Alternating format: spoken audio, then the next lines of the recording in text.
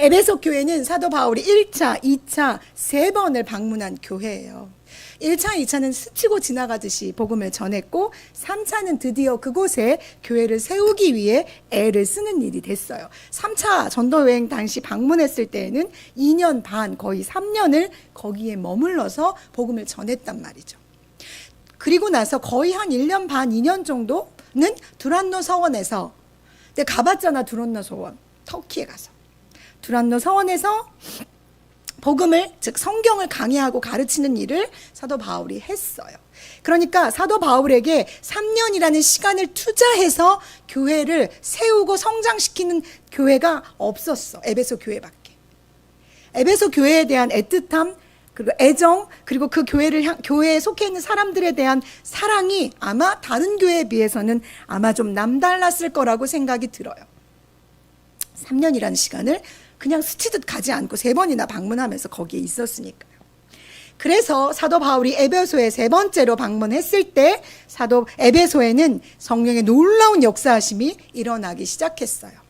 대한민국의 조선이란 땅에 평양에서 영적 대부흥 각성 운동이 일어났을 때 어떤 일이 벌어졌냐 하면, 그 당시에 선교사들이 선교 편지로 자기의 고국에 보낼 때 뭐라고 썼냐 하면, 이 나라는 너무 더럽다. 모든 쓰레기를 자기 집에서 담 밖으로 버린다. 우리가 이런 나라였어. 절대 여러분의 조상을 순수하게 받아들이지 마세요. 자기 집을 깨끗이 하기 위해서 모든 쓰레기를 자기 담 밖으로 버려서. 길이 너무 더럽고 사람들은 흰 옷을 입었으나 그 옷은 늘 꾀죄죄하고, 그리고 사람을 사람으로 대하지 않는 부정적인 얘기들이 선교사 본국에 선교사 편지에 보낼 때 보내졌었어요. 어떤 선교사는 그래서 일본이 이 조선을 지배하는 것이 어쩌면 하나님의 은혜일 수도 있다라는 망언을 하기도 했단 말이죠. 그 정도로 무식하고, 그 정도로 가난하고, 그 정도로 힘겨운 땅이 이 조선 땅이었어요. 그런데 평양에서 복음이 선포되어지고 회개의 역사가 일어나면서 평양 땅이 어떻게 바뀌었냐 하면, 길을 걷는데 길에 쓰레기가 하나도 없었다. 평양 대각성 운동이 일어난 후에 그 놀라운 부흥이 성령의 부흥이 평양을 뒤덮고 난 후에 평양의 거리는 깨끗했고 술집은 텅텅 비었으며 첩을 거느리고 살던 남자들은 자기의 첩을 집으로 돌려보내는 일이 생겨나기 시작했다는 거죠. 다시 말씀드릴까요? 평양에 성령이 임하셔서 그 땅을 휩쓸고 가신 후에 그 땅은 어떻게 바뀌었냐 하면 사람이 되고, 그래서 복음은 우리를 참 사람이 되게 하는 능력을 갖고 있다는 거죠. 그러면 난 사람이 아니야? 복음이 없으면 그는 사람이 아니에요. 하나님이 원래 사람을 창조하신 원래 원 목적에서 벗어났기 때문에 그는 인간으로서의 존엄성을 가질 수 있는 존재가 아니에요. 그 안에 복음이 없으면. 복음이 평양에 임하고 그곳에 사람들을 사로잡고 그들이 눈물 흘리며 주님 앞에 죄를 고백하고 회개한 그 후에 평양은 그렇게 사람들로 가득한 땅이 되었어요. 더 놀라운 일은 그 부흥의 불길이 밑으로 계속 흘러내려와서 3.1운동이며 조선을 해방시키는 일에 기독교가 엄청난 역할들을 했다는 것이 중요한 사실이에요. 오늘 에베소에도 그런 일이 벌어지기 시작했어요. 무슨 일이 벌어졌냐면, 사도 바울이 두란노 서원에서 강해하고 말씀을 전하는 일을 통하여서 하나님께서 사도 바울과 함께 하셨어요. 어떻게 함께 하셨냐면, 그의 몸에 지니고 있던 손수건을 가지고 가서 아픈 사람 위에 얹어. 그러면 나 이거 너무 갖고 싶잖아. 지난주 내내 이걸 놓고 기도했는데 주님 나에게도 능력을 주세요 말하면서 얼마나 기도했는지 몰라요. 하고 싶다. 나도 이런 능력을 행하고 싶다라는 소망이 생겼어요. 이 본문을 묵상하면서. 놀라운 일이에요. 하나님이 사도 바울과 함께 하심으로 사도 바울이 그 사람과 아픈 사람과 거기 같이 있지 않았음에도 불구하고 그가 가지고 있던 손수건을 그에게 대기만 해도 병이 나았단 말이에요. 얼마나 강력한 성령의 역사하심이, 그리고 사도 바울의 에베소를 변화시키고자 원하는 간절함이 담겨 있는지 느끼셔야 돼요.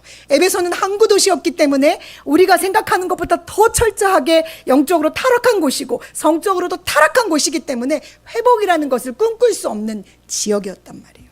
그런데 사도 바울이 거기서 하나님의 말씀을 선언하고 그가 기도하고 소망하고 꿈꾸는 대로 에베소에 그런 일이 벌어지기 시작했어요. 그래 어떤 사람이 생겼냐? 나처럼 이게 너무 부러운 거지. 그래서 아이고 점치던 사람이 가가지고 귀신 들린 사람과 마주해서 이렇게, 내가 이게 너무 웃겨, 이 본문이 너무 웃겨요. 내가 사도 바울이 믿는 예수의 이름으로, 예수의 이름으로도 아니야, 사도 바울이 믿는 예수의 이름으로 내가 명하는 이 귀신아 떠나가라, 이렇게 했나 봐. 그랬더니 귀신 들린 사람 말이 더 웃겨.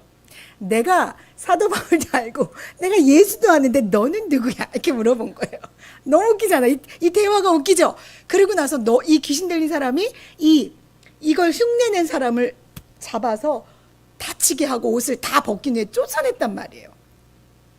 그만큼 성령의 강력한 역사가 에베소 안에 있었고, 이 일이 사람들에게 두려움으로 다가온 거예요. 저 예수는 누구냐? 사도 바울이 말하는 예수는 도대체 누구냐? 저 능력을 행하는 예수는 도대체 누구냐라는 두려움, 즉 거룩하신 하나님 앞에 하나님께서 임재하실 때 느껴지는 그 두려움이 그들에게 임한 거예요. 그래서 점치고 마술을 하던 그 책들을 모두 가지고 와서 불에 태우고 회개하는 역사가 에베소 안에 있었어요. 영적인 부흥이 막 일어나고 있는 바로 그때 사도 바울은 에베소를 떠나요. 여러분이 알고 있는 디모데나 아볼로나 브리스길라와 아굴라는 그 후에 에베소에 와서 에베소 교회의 리더가 된답니다. 사도 바울은 에베소를 떠난 목적이 있어요. 뭐냐 하면, 내가 부흥의 한 중심에 있고 하나님께서 나를 이런 권능과 능력으로 이런 일들을 행하게 하셨음에도 불구하고 사도 바울이 꿈꿨던 곳은 어디냐? 로마였어요. 분명히 주님은 여러분 각자에게 꿈꿀 곳을 주신단 말이죠. 여러분이 꿈꿔야 할 것, 여러분이 붙잡아야 할 것, 내가 최종적으로 달려가야 할 것을 분명히 말씀하실 거예요. 사도 바울이 그걸 갖고 있었기 때문에 내가 에베소에서 평안할 수 있고 여기서 내가 더 높아질 수 있으며 내가 리더가 될 수 있었음에도 불구하고 그는 일어나 다른 곳을 향해, 하나님이 보여주신 최종 목적지를 향해 간단 말이죠. 갔는데 거기가 어디냐? 로마 감옥이에요. 로마에 가서 그가 로마의 교회를 세우고 거기에 높은 자리에 앉고 그가 모든 것을 소유하고 가지며 사람들에게 존중과 존경을 받는 자리에 그가 앉은 것이 아니라 감옥에 이태 동안 자유를 박탈당한 채 거기에서 머물러 있었어요. 때로는 주님이 우리에게 요구하시는 것이 높은 자리에 있는 것이 아닐 수도 있어요. 주님이 우리에게 가라고 하시는 길이 저 높은 곳, 세상이 추구하기를 원하는 바로 거기가 아닐 수도 있어요. 그러나 주님이 거기가 아니라고 하시면 나는 거기가 아닌 곳에 있어야 나는 주님이 창조하신 사람의 원래 모습으로 회복되는 거예요. 이게 우리가 지금 공부하고 있는, 책으로 읽고 있는 상향성과 하향성에 대한 이야기를 이야기하고 있어요. 나는 그 책을 10년 전에 봤고, 그래서 내가 그 책으로 내가 꿈꾸고 내가 달려가던, 어느 날은 내가 꿈을 꿨단 말이죠. 꿈을 꾸는데 나는 한 사람을 놓고 끊임없이 그를 위해서 기도하며 애를 쓰며 그가 영적으로 회복하기를 위해서 정말 꿈속에서도 진을 빼며 기도하고 있는 거예요. 그런데 막 기도를 하고 있어. 처음에는 여러 사람이 함께 기도했는데 한 사람 한 사람 다 떠나더니 나 혼자 그와 대면하고 있는 거예요. 그러니까 힘이 들죠? 그래서 내가 이렇게 봤어. 근데 저쪽에서 수많은 사람들이 불빛이 휘황찬란한 그곳에서 찬양으로 집회를 하고 있는 거예요. 내 마음에 거기로 나도 가고 싶다. 나도 저 단상 위에 서고 싶다. 나도 저기서 한마디 하면 할렐루야 하고 사람들이 모두 다 뒤집어진 놀라운 역사를 나도 하고 싶다라는 마음이 내 안에 들어왔단 말이죠. 그러나 여기서 나와 씨름하고 있는 이 한 사람의 한 영혼이 하나님께서 내게 맡겨주신 영혼이기에 내가 그와 여전히 씨름하며 내가 너와 함께 가겠다. 내가 두고 가면 이 사람은 여전히 거기에 그렇게 어둠에 있는 거잖아요. 주님은 우리에게 때로는 그런 길을 요구하실 수 있어요. 주님이 그렇게 가셨잖아요. 저 하늘 높은 보좌에서 이 낮고 낮은 땅을 향해 그분이 친히 손수 자발적으로 내려오셨잖아요. 내가 예수를 따르는 자로, 예수 그리스도를 믿는 자로 살겠다고 말하면서 주님은 밑을 향해 끊임없이 가고 계신데 나는 높은 곳을 향해 간다? 그건 내가 진정한 그리스도인이 아닌 거죠. 그렇다고 해서 제가 여러분에게 돈을 많이 벌으라고, 부자가 되라고, 아니지, 돈을 많이 벌지 말라고, 부자가 되지 말라고, 높은 자리에 오르지 말라고 말하는 것이 아니에요. 최선을 다해서 여러분에게 주어진 자리에서 정말 열심히 살아내 주세요. 그러나 여러분의 마음 중심에는 내가 예수님처럼 낮은 곳을 향해 가겠다라고 결단하고 결심하시길 진심으로 바라요. 오늘 사도 바울처럼 아름다운 땅, 자기를 사랑하고 존중하는 땅 에베소를 버리고 그는 로마를 향해 갔고 거기에 감옥에서 그는 오늘 우리가 읽은 에베소서의 이 편지를 그 교회를 향해 쓰고 있어요. 1장 17에서 19절은 사도 바울이 에베소 교인들을 향한 기도죠. 그가 사랑하는 방법이에요. 기도. 갈 수 없어. 만날 수 없어. 내가 너희를 사도 바울은 다시 에베소 교인들을 만나지 못했어요. 그러나 그가 진심을 담아 하는 말을 들어보세요. 지혜와 계시의 영이 너희에게 임하시기를 내가 간절히 사모해. 나에게 먹을 걸 좀 보내줘. 내가 힘들어 추워. 나에게 두터운 옷을 좀 보내줘. 나에게 선교 후원비를 보내줘가 아니에요. 지혜와 계시의 영이 너희에게 각자 임하기를 내가 진심으로 소망해. 그가 너희에게 임하시면 하나님에 대해서 너희가 잘 알게 될 거야. 성령이 임하시고 지혜와 계시의 영이 우리에게 임하시면 우리가 세상을 살아가는 지혜를 배우는 게 아니에요. 성령이 우리에게 임하시면 우리가 어떻게 하면 돈을 더 잘 벌 수 있는가를 배우는 게 아니에요. 성령이 우리에게 임하시면 내가 어떻게 하면 더 높은 자리에 앉을까를 꿈꾸는 게 아니에요. 성령이 내게 임하시면 하나님이 어떤 분이신지, 그분은 어떤 분이시며 이 온 우주 만물에 어떻게 영화롭게 계신지 그것을 우리에게 알게 하신다는 거예요. 그게 성령이 지혜와 계시의 영이 내게 임하시면 나로 알게 하시는 은혜예요. 하나님을 알면 그 다음에 누구를 아냐? 나를 알 수 있어요. 나는 그럼 누구냐? 하나님이 나를 어떻게 사랑하시냐? 나는 도대체 왜 여기 있냐? 나를 왜 부르셨냐? 나는 왜 여기서 이런 모습으로 살아가고 있나를 깨닫게 되는 것, 그것이 바로 지혜와 계시의 영이 임하실 때 가능해요. 비참한 삶을 살았어요. 나는 10대와 20대가 행복하지 않았어요.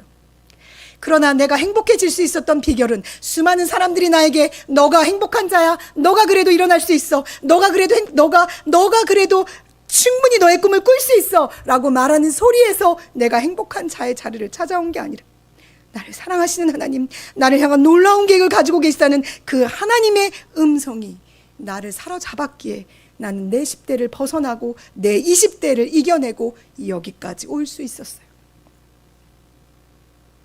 세상의 가치와 기준으로 하나님이 판단하셨다면, 만약에 그렇게 우리를 판단하신다면 이 세상에서 우리처럼 비참하고 부족하며 부끄러운 존재가 어디 있을까요?